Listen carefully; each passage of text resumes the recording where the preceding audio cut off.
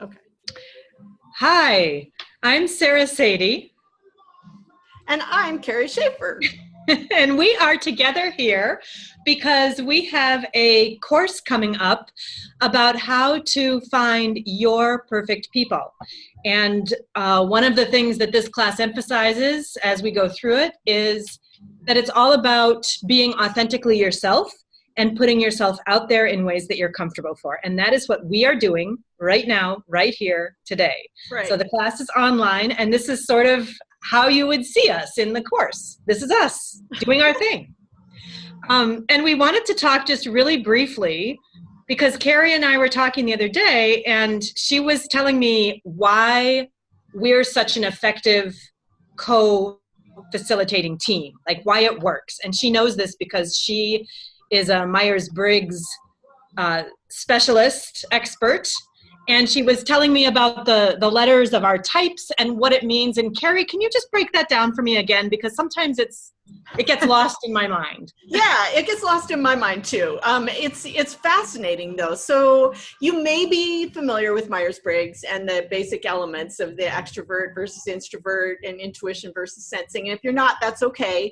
But if you already know your type, Sarah is an INFJ, we think, most of the time, and I'm an INFP. And you would think that those two types are very much the same, other than the P and the J. It's like, oh, it's all the same, except one's more organized and pays more attention to details. This is not true, my friends. It's actually fascinating information in that Sarah, who's our representative INFJ, her primary function out of those, yes, it's like, hi, queen wave, maybe. The primary function of the INFJ is actually the intuition part, and it's an introverted.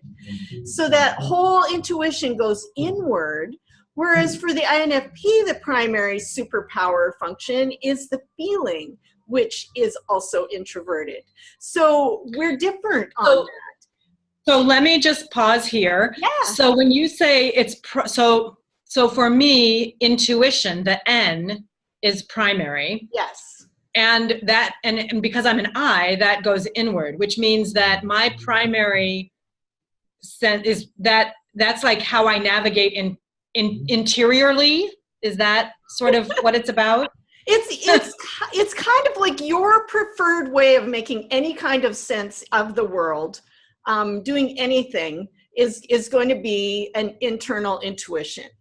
Whereas with the INFP, that primary is the feeling. We both have two powers, superpowers, I call them. They call them function stacks in Myers-Briggs, and I was like, whoever came up with function stacks is not a sensitive, intuitive type.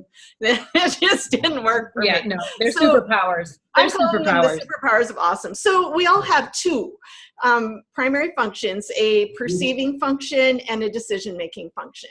So for the INFJ type, that primary function first is the perceiving of the intuition, and then comes the feeling, which is the making decisions part. Those two things work very closely together. The feeling goes outward. So our lovely INFJs are very tuned into people on an intuitive level because of that.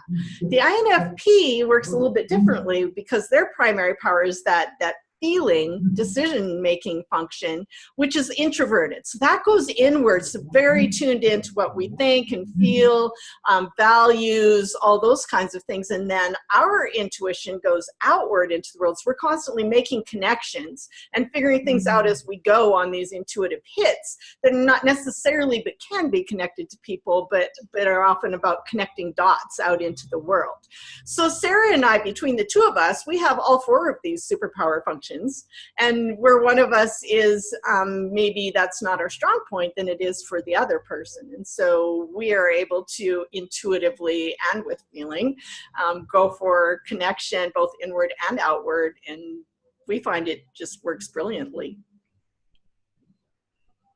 Did that make sense? It does work brilliantly.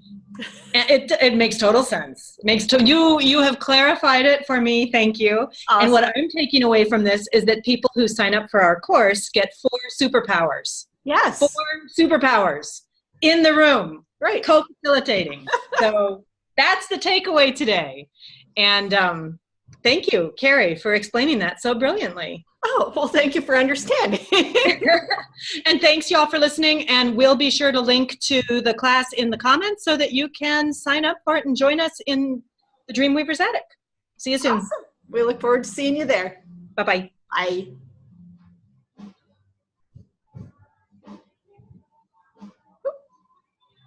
That was wrong.